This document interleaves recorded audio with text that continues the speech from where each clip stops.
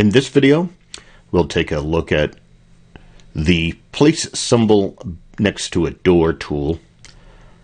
And so we'll place a switch in our model here. Now I'll be placing this switch in this service room. In the previous video, these receptacles were placed. So I'll just move my views around a little bit. And so I see I've got these various doors in the service area here. In fact, I'm going to take view 1, do my Control-Shift right-click, and go ahead and rotate that to a top view also and get zoomed in there a little bit. So in our ribbon interface, the electrical tab, in our symbols group, in this set of tools we have the by door. I think of it as placed next to a door, so we choose that tool. We follow the prompt that says select elements. So I've got these doors from the architectural model that are referenced in, and I'm using the 2D symbol of the door. So one of the things you need to make sure, I'm going to right click to get out of that tool, go back to my element selection tool there. So I did a right press there to open that menu because I just want to make sure we see in the view attributes. We talked about this construction settings. So notice if the constructions are turned off, not only do I not see the 2D symbols of the electrical receptacles, I don't see the 2D symbols of the door.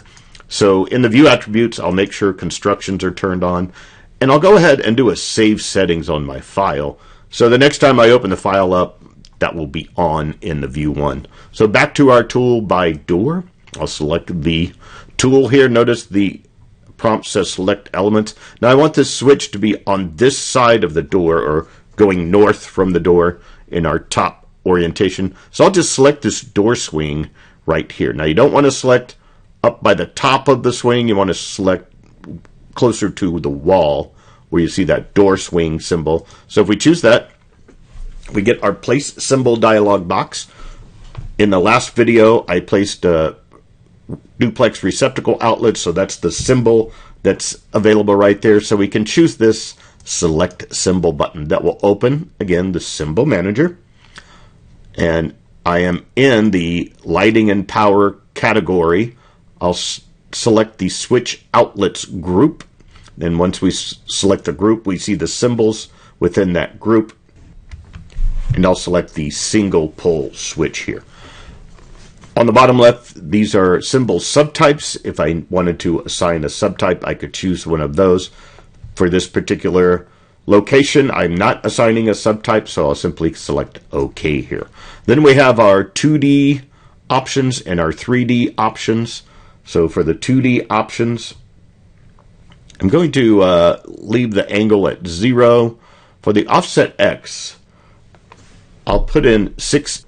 So that will set the distance to the symbol from the door frame on the side that I picked it on there. Offset Y, I'll put it at 0. I don't need to offset it in the Y direction. And then in the 3D area here, notice we have the height. Whenever you see this select button next to the height, I can actually hit that button and go pick a point out in the model. In this case, I'll simply enter the height here. So that'll be 3'6", my imperial units here. Offset Y, again, I'll leave it at 0. Remember that you can use this cycle switch here to just cycle the tool. In this case, I'll turn it off. And you can always hit the preview button. Whenever you see that preview button, that will show me, well, here's the settings that you did. There's where the switch is going to be placed. And so then I can, if I need to adjust any of the settings before I actually place it, I can utilize that preview button like that. So the prompt now says data point, which is a left click, or reset, which is a right click, either one to end the preview. I'll right click, and then I'll choose the CAD button. So the CAD button is what actually places it in our model. So once we do that, we see it's placed in the model. I'll rotate the view around here. Now I'm seeing where these 2D symbols are coming up above me for some of these tools. So to correct that, I can come up to the Modify Height tool and select the symbol. Now this is really to modify the height of the 3D symbol, so I'm not changing that. I'll just say OK, and I notice how my 2D symbol is now down on the floor in the precise location. So placing a switch next to a door, utilizing the Place by Door tool. The next video is arranging lighting fixtures in rooms without ceiling grids.